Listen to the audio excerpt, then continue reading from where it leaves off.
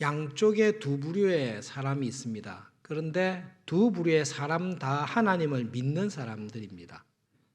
하나님을 믿는 사람인데 하나님을 믿는 믿음 안에서 사는 사람이 있고, 하나님을 믿는데 하나님이 중심에 계시지 않고 자기의 욕심과 계획을 따라서 살아가는 두 부류의 사람이 있습니다. 오늘 그 모습을 아브넬과 요압을 통해 또 다윗을 통해 보여주고 계십니다. 아브넬을 가만히 살펴보면 여러분, 아브넬의 마음의 중심에 하나님이 계시지는 않습니다. 아브넬을 자세히 들여다보면 한 사람이 계속 오버랩이 되는데, 아브넬의 믿음과 삶은 함께 지냈던 사울 왕의 믿음과 삶의 궤적과 거의 일치하다는 것을 발견하게 됩니다. 하나님의 뜻을 이야기하지만 하나님의 뜻에 전심으로 순종하면서 사는 것이 아니라 자기의 정치적인 야망이나 욕심을 이루기 위해서 하나님을 언급할 뿐입니다. 7년 6개월 정도 시간이 지났습니다. 이스보셋을 왕으로 세웠지만 모든 사람이 왕은 아브넬이라는 것을 압니다. 어떤 마음이 들었는지 모르겠지만 사울 왕의 첩을 아내로 맞이했습니다. 이것은 여러분, 그러니까 고민할 필요 없이 내가 왕이다, 내가 왕 되겠다라는 공적인 선포입니다. 압살롬이 반란을 일으켰을 때에 다윗이 궁궐에 남겨두었던 다윗의 첩을 대낮에 취했습니다. 모든 사람들이 압니다. 압살롬이 반란을 일으켜서 왕이 되기로 했다. 그것을 왕의 첩을 취하는 것으로 알린 것입니다. 아브넬이 똑같이 그 일을 했습니다. 아무 소리 못할 줄 알았던 이스보셋이 뜻밖에도 진짜 아무런 힘도 없고 줏대도 없고 아브넬이 두려워서 아무 말 못할 것 같은 이스보셋이 그 일에 대해서 아브넬에게 시비를 걸었습니다. 워낙 오래된 일이기 때문에 잘 모릅니다만 학자들마다 견해가 있는데, 이 이스보셋이 왜 아브넬에게 용기를 내서 시비를 걸었을까? 사울 왕에게는 정실 부인이 있고 첩이 하나가 있었는데 리스바입니다. 이스보셋이 왕이 되었을 때 나이가 40입니다. 첩에게서 얻은 아들이 40이니까 정실 부인에게 얻었던 요나단은 훨씬 많았겠지요. 근데 이스보셋이 용기를 내서 아브넬에게 시비를 건 이유는 이 리스바 첩에게서 난 아들이 이스보셋이었을 것이다 라고 추측은 합니다.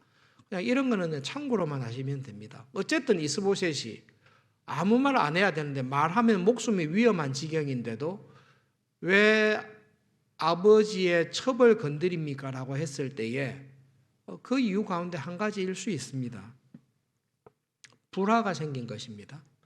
이럴 때에 아브넬의 태도를 보시면 믿음으로 움직이는 사람은 아닙니다. 이스라엘 족속을 찾아다니면서 하나님께서 다윗을 왕으로 세웠는데 이제 우리가 다윗으로 돌아가자 그렇게 말하는 것을 보면 아브넬이 회개하고 자기의 잘못을 뉘우치는 것처럼 보일 수 있습니다만은 아브넬의 말에는 회개는 하나도 없습니다. 여러분, 회개는 하나님께 하는 것입니다. 아브넬이 정말로 회개했다면 하나님 잘못했습니다. 하나님의 뜻임에도 불구하고 내가 내 욕심에 따라서 분열시키고 7년 6개월 동안 왕노릇했습니다. 회개하겠습니다. 그렇게 해야 되는데 아브넬은 그런 회개의 말씀은 하나도 없습니다. 아브넬의 중심에는 정치적인 야심과 욕심이 있을 뿐입니다. 판단을 딱 내렸는데 두 가지 판결이 난 겁니다. 첫째, 이스보셋을 가지고서는 결국은 망한다. 7년 6개월이 지나면서 다윗의 왕국은 점점 강해지고 자기가 붙들어 세운 이스보셋은 점점 약해지는 것을 아는 것입니다. 게다가 이스보셋과 불화까지 생겼습니다. 선택할 수 있는 게 두 가지인데 이스보셋을 붙들고 있다가 같이 망하든지 아니면 자기의 정치적인 입지를 유지하기 위해서는 이스보셋을 배신하고 다윗에게 붙어서 왕국을 계속 이루어 나가든지 두 가지 선택지인데 아브넬은 똑똑한 사람입니다. 이스보셋을 버리고 배반하고 다윗의 편에 붙어서 나라를 통일시키기로 작정한 것입니다. 그렇게 되면 어떤 일이 벌어집니까? 아브넬은 분열된 왕국을 하나로 통일한 중요한 일을 한 사람으로 총애를 받을 것입니다. 그것이 아브넬이 생각하고 있는 내용입니다. 여러분, 아브넬의 마음의 중심, 신앙생활을 하지만 아브넬의 신앙생활의 중심에는 하나님이 계시지 않습니다. 자기의 정치적인 야심과 욕심이 있을 뿐입니다. 그의 죽음도 사울왕의 죽음과 비슷합니다. 이 아브넬과 방불한 사람이 남쪽 유다에도 있는데 이름은 요압이라는 사람입니다. 오늘 본문을 읽어봐서 알지만 요압은 정말로 역사적으로 중요한 시점, 나쁘긴 하지만 그래도 내전을 마치고 하나님의 백성을 하나가 되게 하는 큰 결정을 이룬 아브넬이 왔다는 소식을 듣고 죽일 생각을 먼저 합니다. 두 가지 생각이 있었을 것입니다. 성경에서는 자기 아들, 자기 동생을 죽였기 때문에 복수했다 그렇게 말을 하고 있습니다. 그러나 성경이 그렇게 이야기할 때에 성경을 읽는 우리 모두에게 요압이 아브넬을 죽이는 이유가 단지 그것만이 아니라는 것은 우리들에게 다 알려주고 있습니다. 두 가지가 부당합니다. 요압도 하나님을 믿는 사람이고 나중에 전쟁할 때 보면 굉장한 믿음의 고백을 하고 대성을 이루는 모습도 보여줍니다. 그런데 아브넬의 이야기를 딱 보면 요압의 마음속에는 하나님의 말씀보다 복수심이 먼저 딱 사로잡고 있습니다. 동생이 죽은 것은 전쟁터에서 전쟁하다가 죽은 것입니다. 여러분, 전쟁을 할 때에 적군을 죽이는 것 살인자라고 하지 않습니다. 어쩔 수 없는, 전쟁 자체가 불행한 일이고 전쟁에서 다른 사람을 죽였을 때에 살인자라고 하지 않습니다. 정당방위고 어찌할 수 없는 일입니다. 아사헬이 죽었습니다. 전쟁터에서 죽었습니다. 그런데 요압은 평화시에 암살을 하는 것입니다. 전혀 합당하지 않습니다. 하나님 보시기에 합당하지 않습니다. 불의하고 불법한 일이고 폭력을 행사하는 그 일을 행합니다. 그런데 왜 아브넬을 죽입니까? 요압도 아브넬과 똑같은 본성을 가진 사람인데 아브넬을 살려두고 평화가 되면 통일된 왕국의 가장 높은 자리, 다윗을 이어서 가장 높은 자리에는 누가 앉게 됩니까? 당연히 아브넬이 앉게 되겠죠. 나이도 있고 북쪽의 많은 지파들을 대표로 하고 있고 이스보셋은 불가능할 것입니다. 요압이 볼 때는 통일이 되는 것은 좋지만 아브넬이 살아있는 것은 자기에게 굉장히 좋지 않습니다. 동생을 복수한다라는 말로는 하지만 그것도 불법한 것이고 이 요압을 움직이는 가장 큰 힘은 자기의 정치적인 입지와 자리가 아브넬을 죽여야 되겠다라는 생각을 딱 사로잡고 있는 것입니다. 백주에 죽입니다. 암살을 합니다. 헤브론에 데리고 와서 성내에서 죽입니다. 헤브론이 어떤 곳입니까? 하나님께서 말씀하신 도피성이 있는 중요한 도시입니다. 다른 곳에서 암살해도 문제인데 하나님께서 억울하게 실수로 사람을 죽인 자들이 살인죄를 면할 수 있는, 살인죄에 대해서 은혜를 받을 수 있는 곳이 헤브론입니다. 그 헤브론으로 아브넬을 부릅니다. 아브넬 생각에 죽일 생각은 전혀 못했을 것입니다. 특별히 헤브론으로 나를 불러서 헤브론에서 나를 암살했을 것이라고는 그 악한 아브넬 마음속에도 없는 악함인데 요압은 그것을 거침없이 하는 사람입니다. 다윗 주위에 믿음을 가지고 산다라고 하지만 실제로 이런 문제가 부딪혔을 때에 하나님은 잊어버리고 자기의 이익, 자기의 욕심, 자기의 자리에 연연해하면서 움직이는 사람들로 가득 차 있습니다. 그런데 이런 사람들을 보면서 다윗은 39절에 자기의 처지를 이렇게 이야기합니다. 여러분 39절 우리 영상을 보면서 함께 읽어보겠습니다. 같이 읽겠습니다. 내가 기름 부음 받은 왕이 되었으나 오늘 약하여서 스루야의 아들인 이 사람들을 제어하기가 너무 어려우니 여호와는 악행한 자에게 그 악한 대로 갚으실지로다 하니라. 성경이 이야기하고 있는 다윗의 모습과 우리가 생각하는 다윗의 모습이 다를 때가 있습니다. 우리가 생각하는 다윗의 모습을 볼 때에 당연히 이런 불법하고 불의하고 살인을 저지르고 하나님의 명령을 깨뜨린 요압이라면 죽여야 되겠지요. 그런데 다윗은 지금 요압의 군사력 앞에서 전혀 힘을 쓰고 있지 못한 것을 보여줍니다. 다윗도 알고 있습니다. 죽여야 되는데 왕으로서 하나님의 법을 집행하는 왕으로서 요압과 그의 동생이 공모하여 죽인 것을 보고 죽여야 되는데 자기는 죽일 수 있는 힘이 없습니다. 요압이 다윗에게 와서 아브넬을 영접한 것에 대해 책망을 합니다. 가만히 보면 이게 누가 왕이고 누가 부하인지를 알 수가 없습니다. 요압과 다윗은 친척 관계로 묶여 있습니다.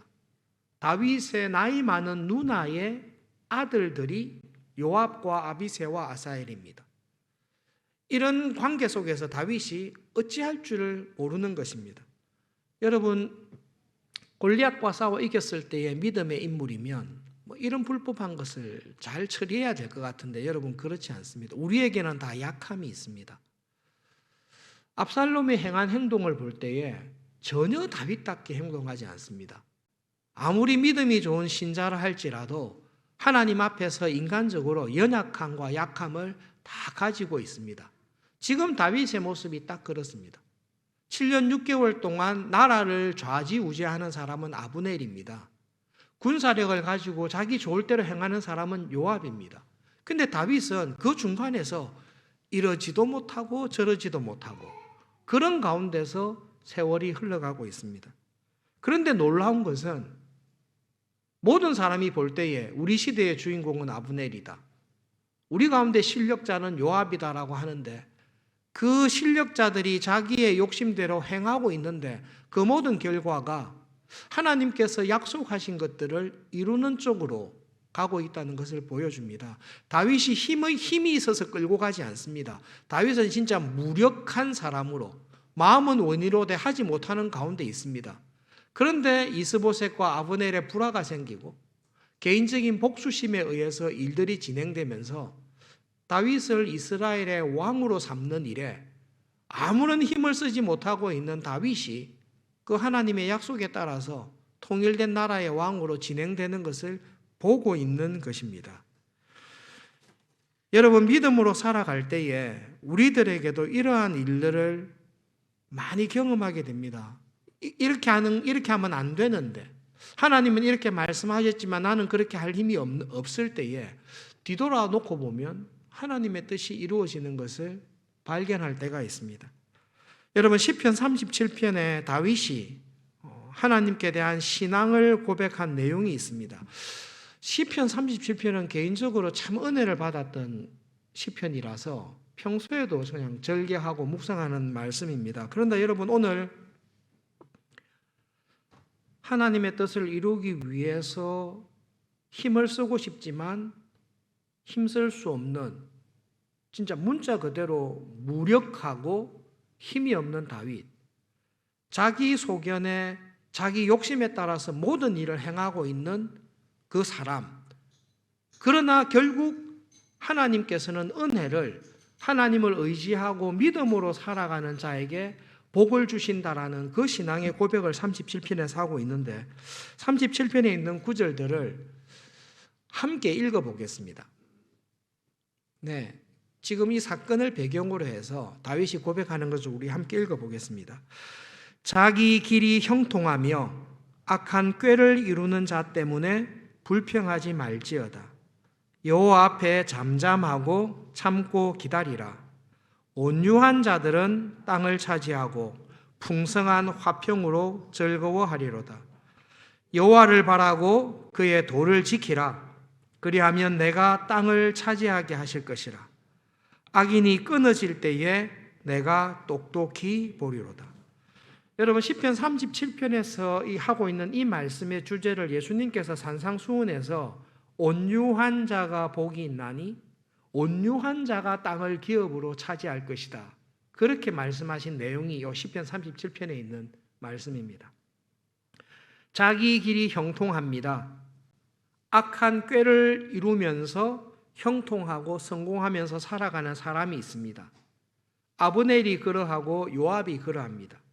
저 사람들을 처벌하고 싶은데 처벌할 힘이 없습니다. 악을 행하고도 승승장구하는 것 같습니다. 그런 사람들이 있을 때 부러워하거나 불평하지 마십시오. 잠잠히 참고 하나님의 의로운 심판을 기다리십시오. 악한 자들이 땅을 차지하는 것 같고 악한 자들이 성공하고 형통하는 것 같지만 여러분 얼마 지나지 아니해서 그 악한 자들이 순식간에 멸망하는 것을 경험하고 보게 될 것입니다.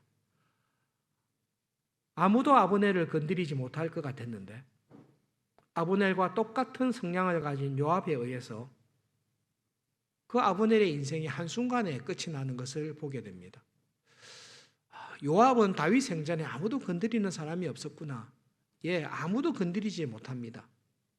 너무 가깝고 너무 친하기도 하고 너무 비리를 서로 많이 알고 있기도 하고 그러나 솔로몬 때에 하나님께서 요압이 행했던 이 죄, 여전히 회개하지 않고 품고 있었던 이 죄에 대해서 하나님께서 요압을 심판하는 것을 우리는 보고 있습니다. 잠잠히 참고 하나님의 도를 지키며 믿음의 길에 서 있으십시오. 하나님께서는 그런 사람에게 은혜를 베푸십니다. 여러분 여기서 온유한 사람이라는 것은 좋은 의미도 있고 약한 의미도 있습니다. 여러분 다윗이 온유한 것은 힘이 없기 때문에 온유할 수밖에 없습니다.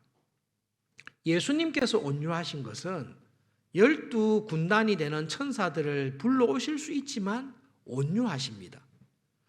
여러분 온유한 것은 내가 얼마나 힘이 세냐 아니냐 이게 아니라 내 성품이 얼마나 차분하냐 괴팍하냐 이게 아니라 여러분 성경에서 말하는 온유함은 하나님의 뜻에 순종하는 것입니다. 예수님께서는 많은 능력과 힘이 있지만 12영 더 되는 12군단 12군단 되는 천군 천사들을 동원할 힘이 있지만 그 힘을 쓰지 아니하시고 십자가를 지고 대속해서 죽어라라는 그 하나님의 뜻에 자기를 온전히 맡기는 것, 그것이 온유한 것입니다. 하나님의 뜻에 순종하는 것, 그것이 온유한 사람입니다. 다윗처럼 요압에게 복수하고 싶지만 복수할 힘이 없습니다. 내가 이길 능력이 없습니다. 그럴 때에 포기하지 아니하고 하나님께서는 선을 이루실 줄을 믿습니다. 하나님께서는 모든 것을 바로 잡으실 하나님이신 것을 믿습니다. 자기의 연약함 가운데 하나님의 뜻이 이루어질 것을 믿고 하나님께 자기를 맡기는 것, 그 사람이 온유한 사람입니다. 그리고 여러분 그런 하나님의 뜻을 딱 믿고 하나님은 그런 하나님이라는 것을 신뢰하고 유혹과 시험이 올 때에 하나님의 도를 하나님의 법을 지키는 자리에서 떠나지 아니하는 사람, 온유한 사람, 그 사람에게 하나님께서는 이 땅을 주십니다. 그 믿음을 가지고 살아가기를 우리에게 말씀하는 것입니다. 우리가 자녀들을 키울 때에 믿음 안에서 키우기를 원합니다. 영화부에서 매달 20번 이상 가정예배를 드린 가정은 가정예배 우수가정으로 격려하면서 축하하고 있습니다. 그런 아이들이 자라서 초등학생, 중고등학생이 됩니다. 고등학교 다니는 동안에 그렇게 믿음으로 자랐던 우리의 자녀들이 주일 성수하고 고등학교 3학년이 되더라도 주일 예배에 예배 드리고 중고등부에 와서 성경 공부하고 그렇게 믿음으로 삽니다. 다른 많은 친구들이 주일날 예배당에 오지 않습니다. 우리 교단을 비롯해서 한국교회에 의외로 많은 숫자의 고등학생들이 고등학교 3학년 시절 동안 혹은 중고등학교 시절 동안 말씀을 배우고 주의를 거룩하게 지키고 믿음으로 살아가는 일에 그렇게 열심을 내지 않습니다. 그러나 학원에 다니고 열심히 한 결과 좀 더 좋은 대학에, 좀 더 좋은 직장에 그렇게 가는 모습을 보고 우리가 시험이 들 때가 있습니다. 하나님의 말씀을 지키고 하나님의 복을 추구하며 살아가는 나는 상대적으로 볼 때 세상적으로 좀 부족하고 직장 생활도 좀 부족한 것 같고 살아가는 것이 부족한 것 같은데 아브넬처럼 요압처럼 살아가는 사람은 하나님의 법을 어기고 자기 욕심대로 고등학교 때, 대학교 때, 직장 때 잘 나가는 모습을 보게 될 때에 우리는 유혹과 시험을 받습니다. 하나님의 말씀을 믿고 믿음으로 살았는데 결국 내한테 떨어지는 것이 무엇인가? 다 빼앗겼지 않는가? 그렇게 할 때 우리는 온유한 자리에서 떠나려는 마음과 유혹 가운데 항상 우리는 부딪히게 됩니다. 그러나 여러분 믿음의 눈으로 여러분들이 살아왔던 삶을 돌아보십시오. 믿음의 눈으로 우리의 부모님들이 믿음의 눈으로 한국 교회의 역사를 통해 믿음의 눈으로 아담과 하와의 타락 이후에 성경에서 증언하는 믿음의 삶을 살았던 사람들을 보십시오. 하나님께서는 온유한 사람을 기억하시고 하나님의 말씀에 순종하고 하나님께서 주시는 은혜와 복을 믿고 믿음으로 살아갔던 사람에게 땅을 선물로 주십니다. 그 믿음이 우리에게 분명히 살아 있습니다. 그러므로 여러분 내 곁에 아브넬과 같은 사람, 요압과 같은 사람, 중요한 순간순간마다 당장의 이익과 성공과 번영을 위해서 하나님의 말씀을 무시하고 자기의 꾀를 따라서 세상의 지혜를 따라서 번영하는 사람들이 있을 때에 여러분 그 모습을 보고 실족하지 마시고 시험에 들지도 마십시오. 하나님을 바라고 하나님의 법을 지키는 그 자리에 서 계십시오. 이 사람이 온유한 사람입니다. 그리고 하나님께서는 이 온유한 사람, 하나님의 약속을 믿고 믿음으로 살아가는 사람을 기억하시고 반드시 은혜로 갚아주십니다. 하나님께서 말씀에 순종하며 살아가는 자에게 주의 복을 받은 자들이 땅을 차지하게 될 것입니다. 악한 꾀를 이루면서 형통하고 성공하는 사람들의 결국을 보십시오. 그들은 풀과 같이 속히 배임을 받을 것입니다. 푸른 채소와 같이 금방 시들고 말 것입니다. 잠시 후에 살펴보시면 자기 꾀를 따라 살았던 악인은 찾아볼 길이 없을 것입니다. 그러나 하나님을 의뢰하고 하나님 보시기에 믿음의 길을 살아가는 사람, 하나님의 신실하심을 믿고 하나님의 성실하심을 식물로 먹으면서 살아가는 자에게는 하나님께서 그의 마음에 소원을 이루어 주시는 하나님이신 것을 발견하게 될 것입니다. 직장에서 주중에 성경 공부하거나 갈렙 공부하거나 할 때에 많은 갈등을 이야기합니다.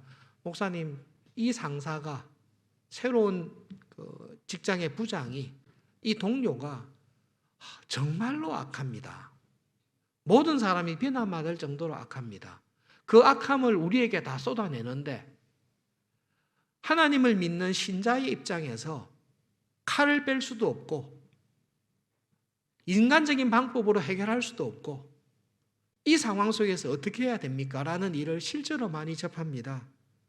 그런 유혹과 시험이 올 때에 요압처럼 아브넬처럼 온유한 자의 자리를 포기하지 마시고 온유함을 잘 유지하도록 애를 쓰십시오. 결론이 이거예요. 온유한 자가 복이 있습니다. 하나님께서 주시는 은혜와 축복에 마음을 딱 두고 하나님께서 주시는 은혜와 복을 만족하고 살아가기를 원하는 사람, 그 사람이 온유한 사람이요, 그 사람에게 하나님께서 은혜를 주십니다. 그런데 이 온유함을 어떻게 유지할 수 있습니까? 쉽지 않습니다. 예수님께서 온유한 자는 복이 있나니 땅을 기업으로 차지할 것이다 라고 했을 때에 예수님께서는 두 가지를 말씀하십니다. 하나님의 말씀대로 하나님의 자녀답게 살아갔을 때는 분명히 이런 보상이 있을 것이다 라는 약속을 믿습니다. 그러니까 여러분, 이것보다 더 큰 복이 있는데 예수님께서 복을 말씀하셨을 때는 이 온유하게 살아가는 이 사람에게 하나님이 주시는 상급을 이야기하셨는데요. 예수님께서 말씀하신 복은 이것보다 훨씬 더 깊습니다. 이 상급은 부산물로 주시는 거고, 이러한 상황 속에서 하나님 앞에서 온유한 자로 서 있는 것, 이것 자체가 천국이라고 말씀하십니다. 모든 유혹과 욕심과 환난 가운데 하나님께서 은혜를 주시는 것을 내가 만족합니다. 하나님께서 주시지 않는 것이라면 저는 그것을 추구하거나 그것을 위하여 믿음을 버리지 않겠습니다. 그 온유한 자리, 그 하나님이 주시는 은혜의 자리에 딱 서 있는 것, 이것 자체가 축복이고 이 자리에 있는 사람이 하나님의 나라에 들어와 있는 사람이다라고 우리에게 말씀하십니다. 그러므로 여러분, 이 믿음 안에서 흔들리지 마십시오. 목사님, 저는 온유하게 살아갔지만 이게 땅이 아직까지 안 왔습니다. 예, 하나님께서 이 땅을 선물로 주시는 것 분명히 금생과 내생에서 신실하신 하나님께서 주실 것입니다. 이 은혜를 주신 하나님께서 우리에게 주시는 더 큰 은혜와 복은 이 온유한 자리에 하나님의 은혜 안에 딱 나를 붙들어 주시는데, 하나님의 은혜 안에 붙들어 주시기 위해서 여러분, 하나님의 말씀에 귀를 딱 기울이고 계십시오. 악을 행하면서 형통한 사람들을 볼 때에 시편 37편의 말씀을 딱 기억하십시오. 악인의 형통은 바람에 나는 겨와 같습니다. 그러나 하나님을 신뢰하고 믿음으로 살아가는 자, 악인의 꾀를 쫓지 않습니다. 죄를 범하면서 형통한 자의 자리에 앉지 않습니다. 오만한 자의 행실을 따라가지 않습니다. 오직 하나님의 말씀에 내 마음을 딱 둡니다. 그런 일이 벌어질 때에 내 마음의 중심에 욕심이 세상에서의 성공에 가는 것이 아니라 하나님의 말씀에 순종하며 살아가는 것이 저의 최고의 기쁨입니다라는 이 하나님의 말씀을 주야로 묵상하면서 그 말씀이 나를 딱 붙들고 있는 사람, 하나님의 말씀이 세력을 얻고 있는 사람입니다. 그러기 위해서 여러분, 주야로 하나님의 말씀을 묵상하십시오. 주야로 하나님의 말씀을 읽고 성경을 공부하시고 묵상하다 보면 내 마음속에 욕심이 들어오려고 할 때에 말씀이 세력을 얻어서 하나님의 말씀이 나를 주장하시는 은혜 가운데 딱 붙잡아 줄 것입니다. 그리고 내가 이길 수 없는 원수들이 있습니다. 나를 겁박하고 환난과 핍박과 여러 가지 박해주는 사람이 있습니다. 나의 온유함을 잃어버릴 것 같은 사람을 매일 만나야 됩니다. 그럴 때 여러분 기도하십시오. 다윗과 같이 기도하십시오. 하나님, 제가 왕입니다. 그런데 하나님, 저의 부하 하나 제가 근사하지 못합니다. 저의 부하 요압은 나를 왕으로 취급하지 않습니다. 자기의 권력과 힘을 가지고 자기 마음대로 하는데 나는 저 사람을 어떻게 할 길이 없습니다. 내 생전에 저 사람을 안고 가야 되고 저 사람을 심판하고 처벌할 수 있는 힘이 저에게는 아무것도 없습니다. 그러나 하나님께서는 저 사람을 처리하실 것을 믿습니다. 회개하게 하시든지 회개하지 않으면 하나님께서 살아계심을 보여주실 것을 믿습니다. 그러므로 여러분, 그런 자리에 있을 때에 하나님 앞에 나와 믿음을 가지고 기도하십시오. 하나님, 이 세상을 하나님께서 다스리시는 것을 믿습니다. 사탄조차도 요압과 같은 사람과 아브넬과 같은 사람조차도 하나님께서 섭리 가운데 다스리시는 것을 믿습니다. 여러분, 골방에서 기도의 자리에서 하나님의 은혜를 구하면서 하나님, 제가 온유한 사람, 하나님께 모든 것을 맡기고 하나님께서 심판하시고 상 주실 것을 믿고 그 믿음 안에서 흔들리지 않도록 살아가게 해 주십시오. 그런 사람으로 살아가실 수 있기를 바랍니다. 여러분, 이 온유한 자리에 있는 사람, 온유한 자리에 살아가는 사람 제일 좋은 비결이 뭔지 아십니까? 경험해 보시면 됩니다. 작은 일이든 큰 일이든 가정에서든 직장에서든 교회에서든 여러분의 사업체에서든 경험해 보십시오. 하나님의 말씀을 주야로 묵상하면서 하나님께서 주시는 그 말씀에서 떠나지 않도록 하나님의 말씀이 무슨 욕심이나 일이 있을 때마다 내 마음을 딱 주장하는 그 은혜를 사모하면서 말씀을 묵상하고 기도해 보십시오. 그리고 내가 이런 욕심으로 불뚝 이렇게 일어나려고 할 때에 내 힘으로는 이길 수 없다라는 문제가 있을 때에 기도의 자리에 나오셔서 기도해 보십시오. 그래서 우리의 간정 속에 우리 자녀들이 중고등학교 때 그렇게 했는데 그래도 끝까지 믿음 안에서 살아갔을 때에 하나님께서 자녀들에게 이런 은혜와 복을 주시더라. 정말로 말씀에, 정말로 기도에, 기도하면서 살아가는 자에게 이런 은혜와 복을 주시더라는 것을 경험해 보십시오. 그 하나님을 체험했을 때에 그 체험은 우리의 간증이 되고 우리 교회의 힘이 되고 믿음으로 세상을 이길 수 있는 은혜를 넉넉하게 주실 줄을 믿습니다. 그러기 위해서 하나님께서 그렇게 하시기 위해서 지금 나에게 이런 어려운 사람, 하나님께서 그 은혜를 경험하기 위해서 지금 나를 이런 곤란한 자리에 두셨구나라는 깨달음을 주실 때에 기뻐하십시오. 야고보서의 말씀대로 기뻐하시고 하나님을 경험하는 복 주십시오. 그렇게 살아가시는 은혜가 있기를 간절히 바랍니다. 말씀을 기억하면서 함께 기도하겠습니다. 하나님, 내 안에 두 마음이 함께 있습니다. 요압과 같이 살고자 하는 유혹과 약함이 있고 예수님께서 말씀하신 온유한 자로 기도하며 말씀을 통해 승리하면서 살아가고자 하는 마음이 있습니다. 하나님, 온유한 자로 살아가면서 하나님의 은혜를 경험하는 복을 주십시오. 시편 37편의 고백이 다윗의 고백일 뿐만 아니라 나의 고백이 되게 해주시고 이 하나님을 증거하면서 자녀들에게, 교회에 증거하면서 살아가는 사람 되기를 원합니다. 함께 기도하겠습니다.